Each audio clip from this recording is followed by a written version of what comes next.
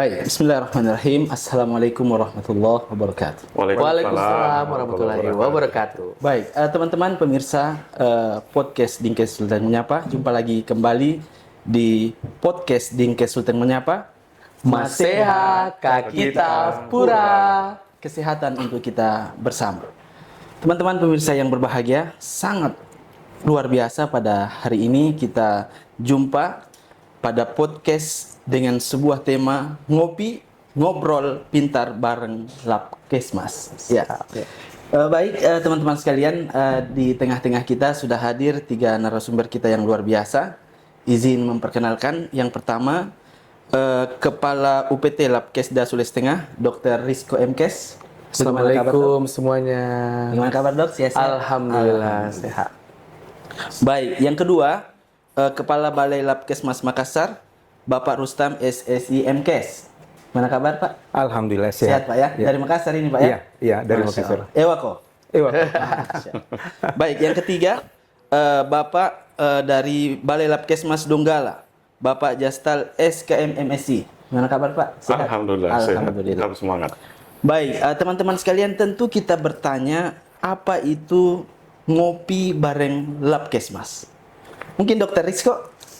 Ngopi, ngobrol pintar, bikin sehat, makin pintar. Masya Allah, luar biasa. Aplaus dulu untuk Dokter Rizko ini.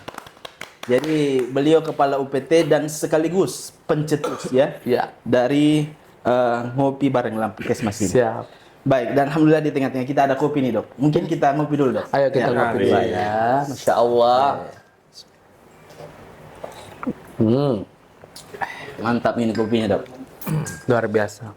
Baik, teman-teman sekalian, kita akan ngobrol pintar bareng Labkesmas dan kita akan sedikit bertanya dan berdiskusi dengan narasumber kita berkaitan dengan Labkesmas tentu di Sulawesi Tengah dan teman-teman ada dari Makassar dan di Donggala.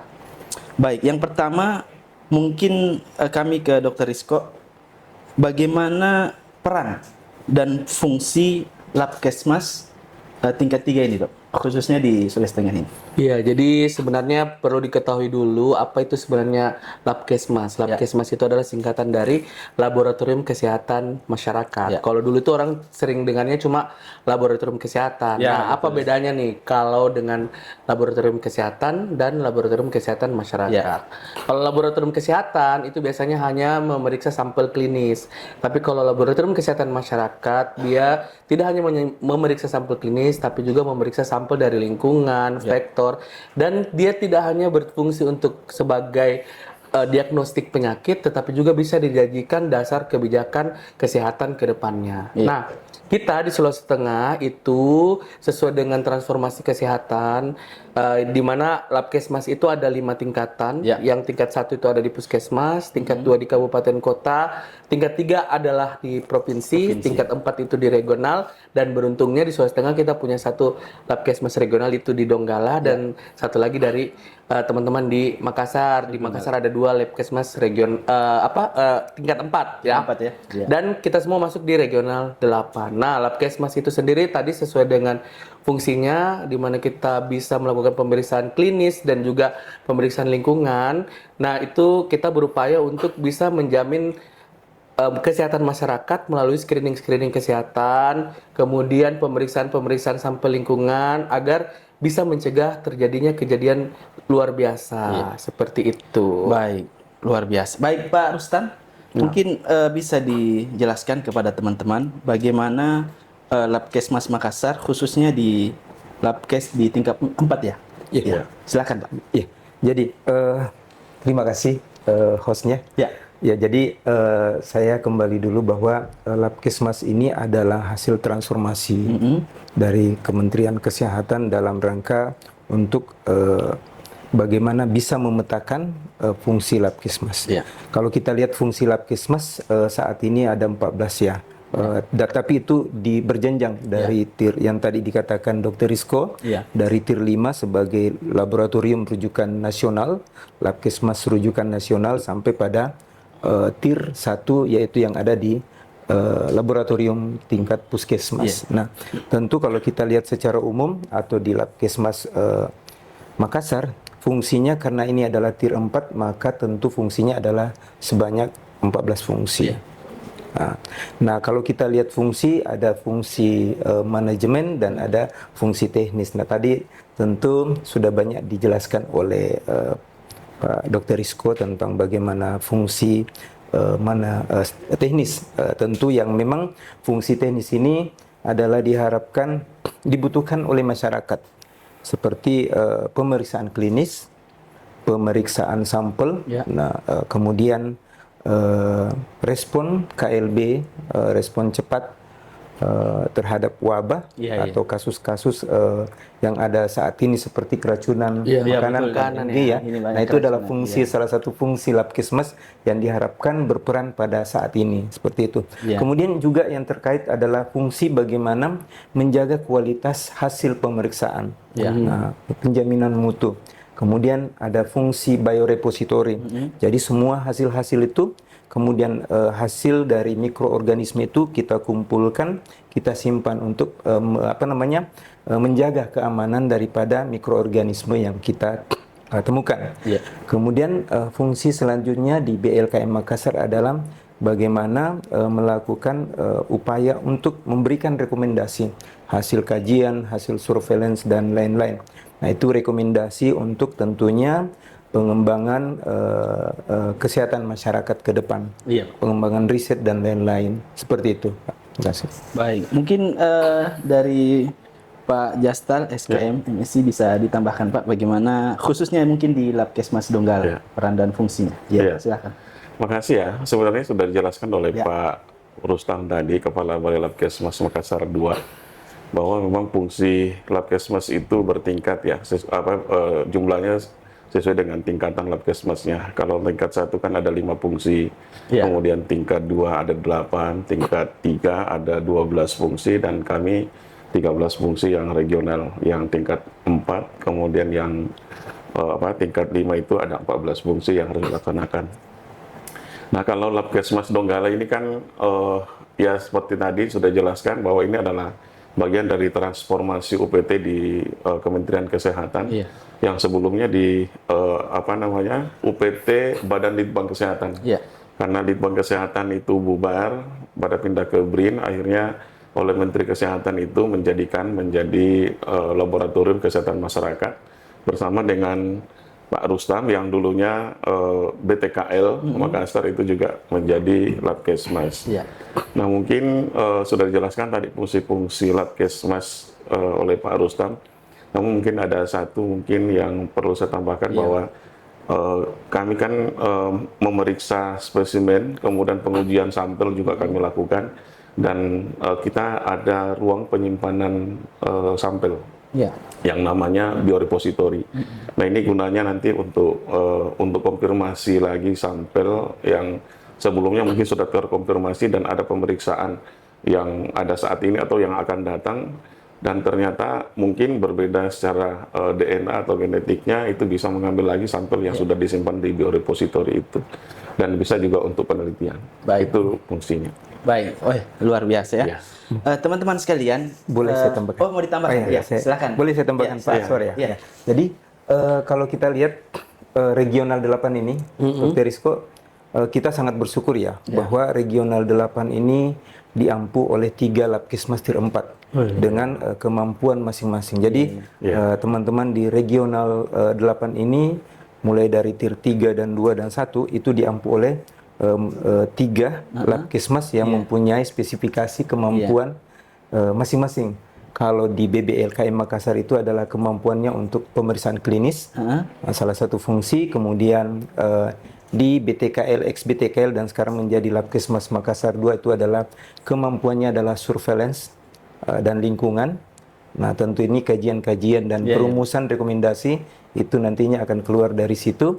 Kemudian Pak Jastal, BLKM Donggala adalah kemampuannya dalam hal vektor. Nah, seperti itu, Pak. Jadi sangat bersyukur ini regional 8 luar biasa. Luar biasa, Pak. Satu-satunya regional yang mempunyai 3 kemampuan masing-masing pengampu. Baik. Teman-teman sekalian, tentu kita ingin juga mengetahui bagaimana sejarah ya di Labkes khususnya di Sulawesi Tengah ini, Dok. Oh, Iya, mungkin karena ini kita di Sulawesi Tengah, Iya. mungkin Dokter Rizko bisa Jadi Labkesda Sulawesi Tengah itu sudah berdiri sejak tahun 1979 ya. Jadi sudah cukup lama, ya berada di Sulawesi Tengah ini dan akhirnya bertransformasi menjadi UPT Laboratorium Kesehatan Daerah dengan banyak sekali pelayanan ya. Jadi memang saat ini kita bisa banyak pelayanan mulai dari pelayanan hematologi, kimia, kemudian pelayanan mikrobiologi, biomolekuler, dan kita saat ini juga sekilas info mungkin boleh menginfokan ke masyarakat juga bahwa saat ini kita sudah bekerja sama dengan BPJS Kesehatan. Iya, Dok. Jadi bagi peserta BPJS Kesehatan yang menderita prolanis atau masuk dalam daftar pasien prolanis program pelayanan penyakit kronis yaitu diabetes mellitus, hipertensi dan penyakit jantung, itu bisa mengecekkan darahnya di laboratorium kesehatan setiap 6 bulan secara gratis. Gratis. Ya, caranya nanti sisa melapor di puskesmas, ditanya dulu apakah mereka itu masuk kategori prolanis. Kalau masuk silakan minta rujukan ke puskesmas untuk periksa di kami untuk medical check up secara rutin per 6 bulan di Labkes. Weh, informasi yang sangat bermanfaat ini ya. Betul. Jadi teman-teman pemirsa ini gratis ini, Dok. Ya. Iya. Baik, teman-teman sekalian, tentu dalam Labkesmas ini ada saja yang namanya tantangan, ya, Pak ya. Iya, mungkin kami ingin bertanya ke Pak Rustam, beliau sebagai Balai Labkesmas di Makassar, khususnya di Regional 8 ini, bagaimana tantangan yang dihadapi di Labkesmas ini? Ya, Baik. silahkan. Kalau kita berbicara tantangan ya, karena awal transformasi ini adalah Labkesmas ini dari awal transformasi kami dari tiga induk ya istilahnya dirjen ya dulu yang berbeda disatukan dengan fungsi tentunya yang berbeda-beda ya dengan klasifikasi tenaga SDM yang berbeda. Tentu banyak hal tantangan. Yang pertama itu dari SDM tentunya SDM, ya karena kualifikasi SDM antara mungkin saya dengan Pak Jastal itu berbeda. Karena mungkin Pak Jastal dulu adalah kebanyakan peneliti, bukan laboratorium Pak Jastal ya. Kemudian kami adalah kebanyakan tenaga-tenaga epidemiolog, surveillance dan sanitarian yang tentunya melaksanakan surveillance dan kajian. Tentunya itu adalah fungsi daripada BTKL sebelumnya, Labkesmas sebelumnya, dan tentu di Labkesmas Makassar 1 itu adalah fungsi klinik. Di situ mungkin cukup lengkap ya, karena memang fungsi Labkesmas lebih dominan kepada laboratorium. Nah, tantangan saat ini mungkin itu yang pertama adalah terkait dengan SDM. SDM. Yang kedua tantangan adalah sarana dan prasarana, terutama untuk peralatan seperti itu. Ya mungkin Pak, ini mungkin ditambahkan lagi tantangan-tantangan pengalaman Pak Jastal nanti. Boleh silakan Pak Jastal. Terima kasih.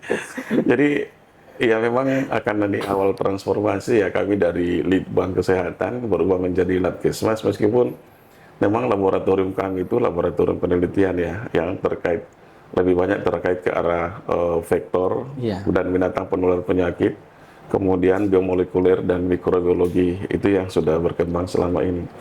Tetapi kalau fungsi Labkesmas tadi sudah dijelaskan, itu ada 13, itu ada counseling, ada patologi klinik. Jadi itu yang memang baru saat ini baru berbenah untuk ke arah sana. Jadi yang jalan saat ini itu laboratorium vektor dan binatang penular penyakit, kemudian laboratorium mikrobiologi dan biomolekuler. Kalau tantangannya, kalau sama dengan Pak Rustam, tetapi ada tantangan yang paling berat bagi kami untuk terutama untuk layanan langsung ke masyarakat untuk laboratorium klinik. Ya, karena tempatnya yang jauh dari kota. Iya, betul ya. Jadi dia berada di salah satu dusun di satu desa. Tepatnya di Kecamatan Labuan, tetapi di sana ada 2 kantor besar yang ada. Jadi ada di depannya itu ada Sekolah Polisi Negara. Kemudian yang kami sendiri di depannya SPN itu Balai Labkesmas Donggala. Jadi itu tantangan yang paling berat buat kami untuk pelayanan kepada masyarakat. Tetapi Itu kami juga sudah melakukan upaya untuk menghadapi tantangan itu. Jadi kerjasama dengan puskesmas, kerjasama dengan klinik, dan kemudian kegiatan-kegiatan di masyarakat, supaya kami di samping melayani masyarakat, kami juga sekalian memperkenalkan bahwa ini Labkesmas Donggala yang sudah berubah fungsi dari Litbang Kesehatan menjadi Labkesmas. Itu. Baik, iya. Iya, teman-teman sekalian, tentu supaya Labkesmas ini berjalan baik, dibutuhkan kolaborasi dan sinergi ya, Dok dan para narasumber kita. Mungkin Dr. Rizko bisa menjelaskan ke teman-teman pemirsa bagaimana koordinasi antar Labkes ini, Dok. Ya, tentu saja kalau dari sisi koordinasi itu memang sangat penting ya. Jadi Laboratorium Kesehatan Masyarakat ini sendiri ini mulai naik namanya sejak zaman COVID ya. Karena kita bertransformasi itu salah satu acuannya karena COVID kemarin. Di mana tiba-tiba banyak sekali warga yang harus dites PCR, tes lab dan sebagainya. Akhirnya pemerintah mengambil kesimpulan bahwa harus ada yang namanya Laboratorium Kesehatan Masyarakat.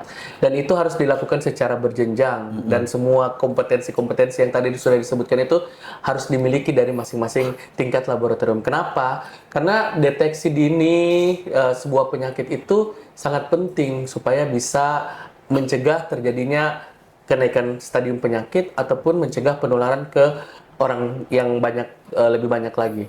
Nah, kolaborasi itu sendiri banyak hal nih yang bisa dilakukan. Kolaborasi itu mulai dari kolaborasi pemeriksaan bersama, kemudian ada pendampingan yang sudah dilakukan. Ini dalam rangka datang ke Palu dari Makassar dan kalau yang dari Donggala tidak usah dibilang ya, itu sudah sangat sering berkolaborasi karena memang saling bertukar informasi, saling bertukar kelebihan ya, karena tadi di Donggala kelebihannya adalah vektor, kemudian kita bisa klinis, itu saling bertukar informasi supaya kita bisa sama-sama mempercepat nih penanganan atau deteksi sebuah penyakit. Sama seperti kemarin masalah MBG ya, di mana keracunan makanan itu ada terjadi di beberapa daerah. Kita juga melakukan kolaborasi dalam hal tersebut. Kita rapat koordinasi, kemudian membahas bagaimana sebenarnya alur pemeriksaannya, kemudian nanti hasilnya kita kelola seperti apa, dan itu sudah coba kita lakukan juga dalam bentuk kolaborasi. Prinsipnya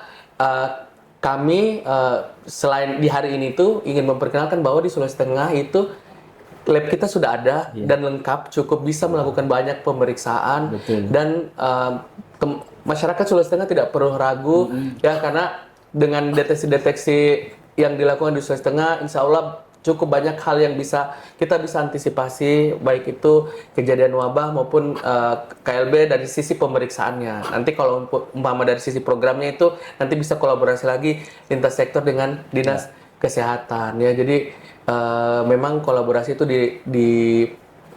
dibutuhkan dan tentu saja kalau untuk Labkes di Sulawesi Tengah sendiri, kami juga kolaborasinya tidak hanya sesama Labkes, tapi kolaborasi kami itu sudah lintas sektor, di mana kami kemarin juga sudah di-launching oleh Bapak Gubernur dalam program Berani Sehat, yaitu cek kesehatan gratis bagi ASN pemerintah Provinsi Sulawesi Tengah.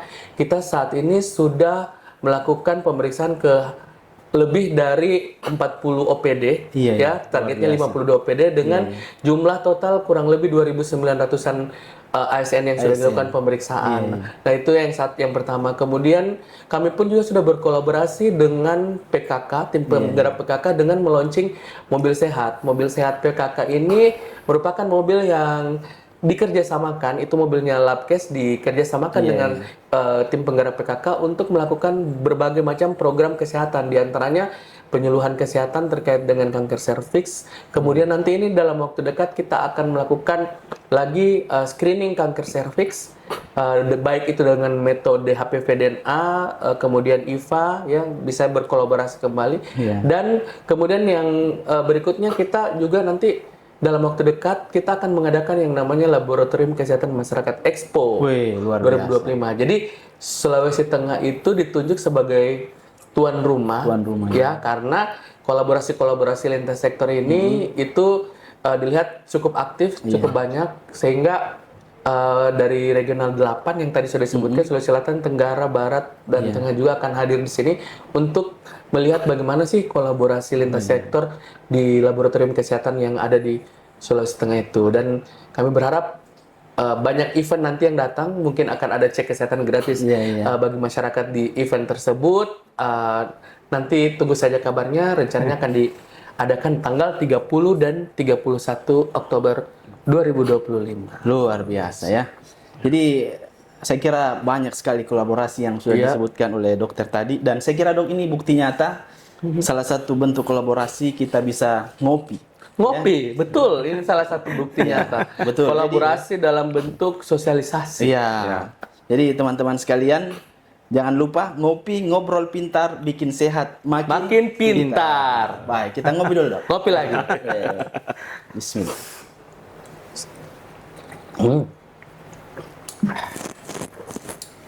Baik, teman-teman sekalian, tentu kita menginginkan Labkesmas ini ke depan menjadi lebih baik lagi. Dan salah satu hal yang mendukung itu adalah adanya inovasi. Ya. Baik, mungkin kita ke Pak Rustam. Iya, mungkin bisa menjelaskan ke teman-teman pemirsa bagaimana inovasi ke depan. Ya, silahkan. Baik. Terima kasih. Jadi sejak bertransformasi, kemudian berdasarkan 13 fungsi kami dan untuk terlima sebanyak 14 fungsi Pak ya. Nah, kita lihat ada satu hal yang mungkin sampai saat ini masih dalam tahap pembicaraan dan mungkin belum terwujud dalam bentuk yang lengkap. Yang sempurna, yaitu bagaimana sebuah inovasi digitalisasi untuk Labkesmas itu. Jadi saya membayangkan ke depan itu bahwa ketika ada informasi terkait dengan seperti ini, keracunan makanan, kemudian pemeriksaan kesehatan gratis, itu ada sebuah sistem yang ketika sistem atau sebuah aplikasi lah yang namanya juga digitalisasi Betul, sistem yang mengakomodir itu sehingga seluruh seluruh wilayah di Indonesia itu bisa mengakses. Betul ya. Oh, di Sulawesi Tengah misalnya nih paling tinggi kasus diabetesnya. Nah, itu menjadi bahan kajian juga mungkin ya. Nah, mungkin misalnya di Sulawesi Selatan paling tinggi kolesterolnya. Nah, seperti itu. Itu sebuah hal yang sampai saat ini mungkin itu yang belum kelihatan. Nah, itu yang pemetaan ya. Semacam pemetaan, tetapi langsung bisa diakses dalam bentuk sebuah aplikasi pemetaan online ya. Betul. Ke depan juga mungkin bisa diharapkan kita di Labkesmas ini tidak ada lagi pendaftaran yang langsung bisa secara online ya.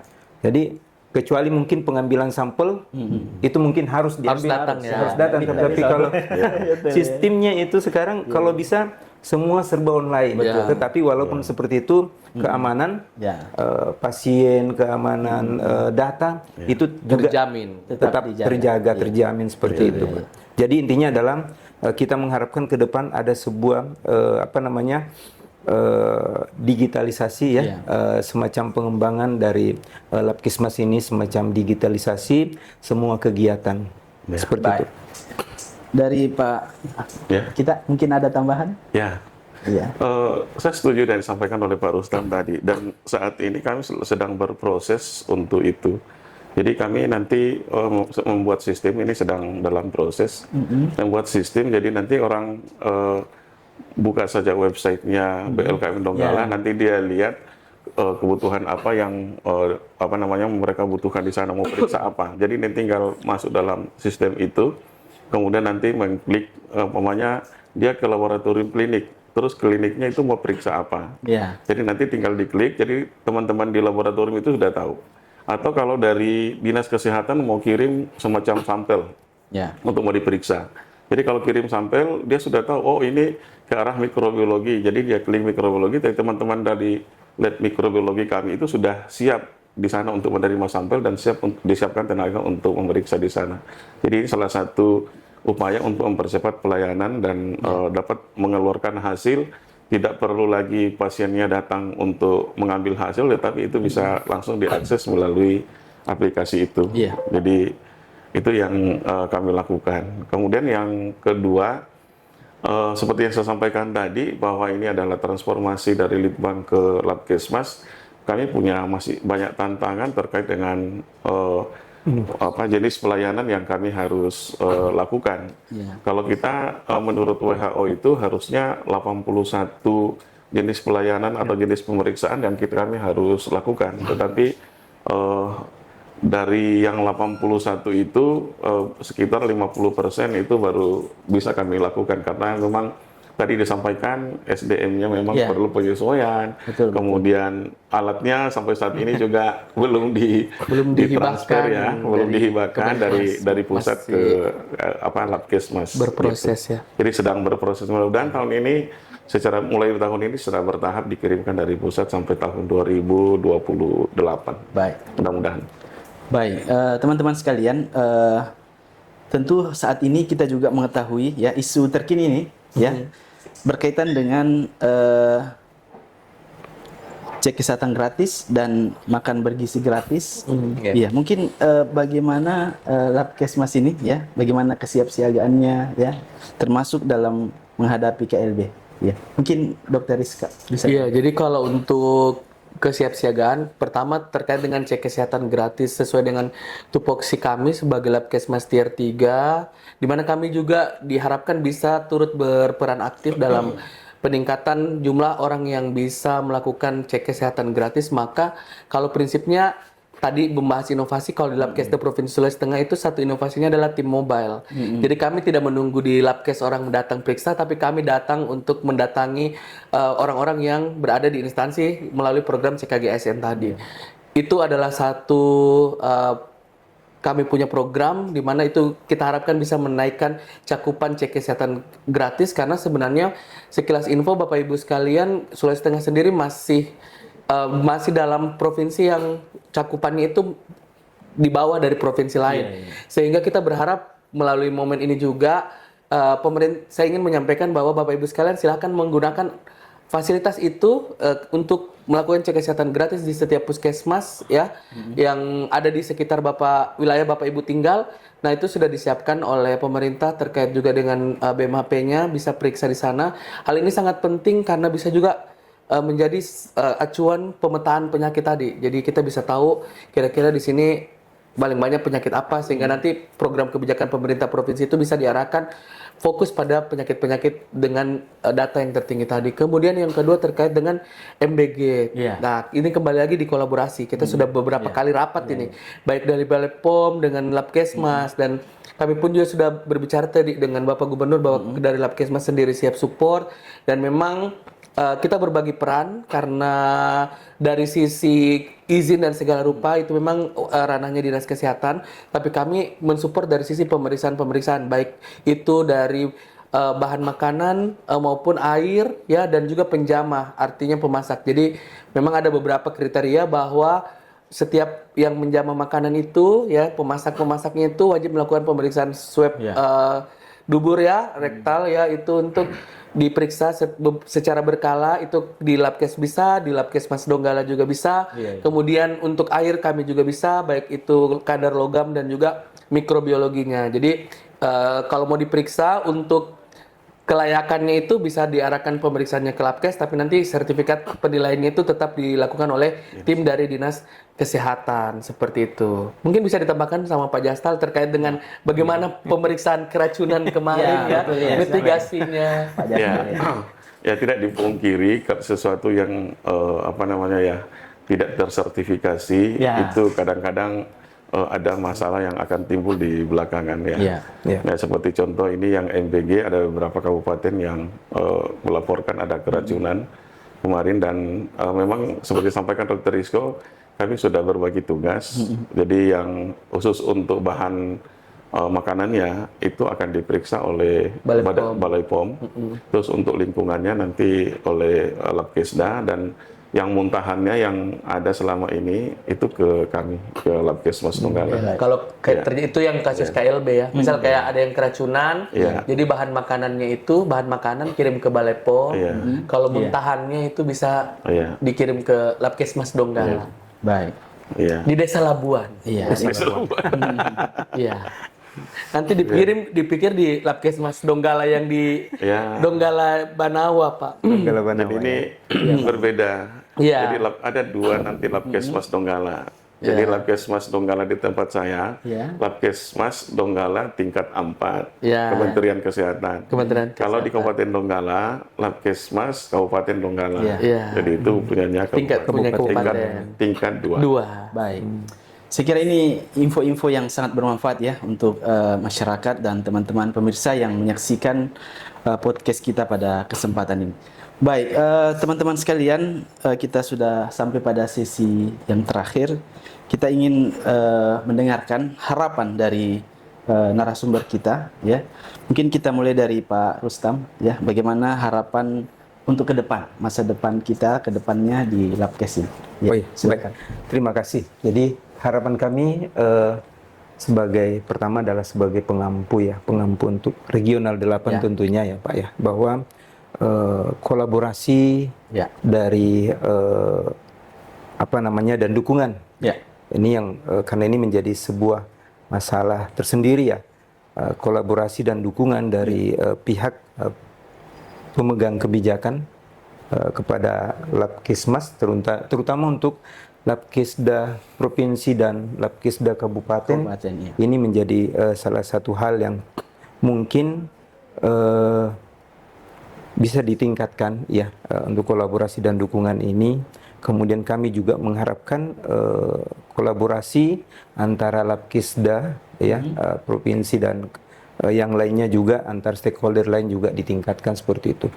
Terlepas dari masalah-masalah yang kita hadapi tentu, itu adalah sebuah hal yang tentunya harus kita hadapi bersama, dan tentu tidak ada masalah yang tidak terselesaikan kalau memang kita bersungguh-sungguh untuk menyelesaikan. Seperti itu. Baik. Terima kasih. Mungkin dari Pak Jastal, Pak, harapannya. Ya, kalau harapan saya supaya Labkesmas ini lebih banyak memberikan pelayanan kepada masyarakat, ya termasuk untuk laboratorium kliniknya dan laboratorium keselingnya, karena ini belum jalan. Dan visi kami sebenarnya tahun 2029 kami sudah bisa melakukan fungsi Labkesmas secara total di 13 fungsi Labkesmas itu. Dan kami sangat berharap bahwa di 2 tahun ke depan itu laboratorium klinik kami itu bukan hanya melayani Sulawesi Tengah, tetapi sudah melayani seluruh regional 8 sebagai laboratorium rujukan untuk konfirmasi lanjutan terhadap hasil pemeriksaan laboratorium di kabupaten. Baik. Dan untuk Sulawesi Tengah, saya yakin dan percaya, barusan ketemu dengan Pak Gubernur, saya sangat senang sekali dengan program Berani Sehat oleh beliau itu, dan bahkan dengan kegiatan yang rencananya untuk laboratorium Expo itu mereka sangat sangat mendukung untuk itu, iya.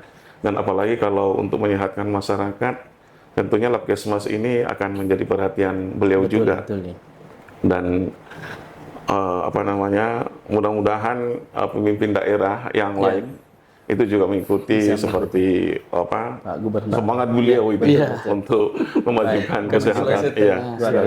Semangat Pak Gubernur kita luar biasa. Meskipun Labkesmas tingkat 2 di Sulawesi Tengah belum ada yang beroperasional, tetapi sudah ada yang sudah selesai membangun, tinggal menunggu alat supaya operasional, dan yang lainnya secara bertahap akan dibangun. Kalau tahun kemarin itu ada 3, tahun ini ada 4. Terus berarti sisanya tahun depan kalau sudah ada anggarannya. Mudah-mudahan selesai di tahun 2026. Baik, Dr. Rizko, harapan Kalau harapan pemerintah Provinsi Sulawesi Tengah dengan program Berani Sehat dan dukungan penuh dari Bapak Gubernur dan Ibu Wakil Gubernur, saya berharap semua masyarakat Sulawesi Tengah mendukung program ini, mendukung tidak hanya dengan memberikan feedback yang positif, tetapi juga memanfaatkan seluruh jenis layanan yang sudah disiapkan oleh pemerintah Provinsi Sulawesi Tengah, termasuk di layanan laboratorium kesehatan provinsi, dan juga kami berharap nantinya kita bisa memperluas akses untuk pelayanan mobile kami ya sesuai dengan keinginan Bapak Gubernur. Kalaupun nanti ada insya Allah tadi sudah dijelaskan akan ada pembangunan laboratorium kesehatan di setiap kabupaten kota secara bertahap, itu artinya nanti tidak perlu jauh-jauh ke Palu untuk periksa lab, nanti di tiap ibu kota kabupaten akan ada lab kesdanya. Kita berharap semuanya akan dibangun secara bertahap ya, dengan bantuan baik pemerintah pusat maupun juga pemerintah daerah ya. Saat ini sudah dalam proses, 3 sudah selesai, berlanjut 4 lagi. Berharap segera semua 13 kabupaten kota nanti punya laboratorium kesehatan masing-masing, sehingga masyarakat bisa melakukan pemeriksaan atau cek kesehatannya itu lebih dekat lagi. Terima kasih itu. Baik, luar biasa. Satu lagi harapan saya, silakan. mungkin ke depan, ya, mungkin Pak BLKM Donggala menjadi apa namanya tier 5 sebagai laboratorium vektor. Ini harapan saya sebagai pusat rujukan di seluruh Indonesia, kita ada di tengah-tengah seperti itu. Harapan kami seperti itu ya. Donggala ini. Potensi sekali soalnya. Potensi. Dan sebenarnya awalnya dibangun dulu itu menjadi regional timur untuk pengendalian malaria. Yang dulunya. Tenaganya banyak, alatnya lengkap. Baik, teman-teman sekalian, tak terasa kita sudah sampai di penghujung di acara podcast kita ini. Kita sudah mendengarkan dari narasumber kita sampai harapan-harapannya. Tentu ini info yang sangat bermanfaat untuk kita semua. Dan salah satu poin penting tadi ya, bagaimana kita berkolaborasi. Ya. Dan mudah-mudahan dengan ngopi ini dok, ya, menjadi bukti nyata ya, kita berkolaborasi. Bagaimana kita ngobrol pintar, bikin sehat, makin pintar. Baik, sekira demikian teman-teman sekalian podcast kita pada hari ini. Podcast Dingkes Sulteng Menyapa. Masehat kita pura. Kesehatan untuk kita bersama. Wassalamualaikum warahmatullahi wabarakatuh. Waalaikumsalam warahmatullahi wabarakatuh.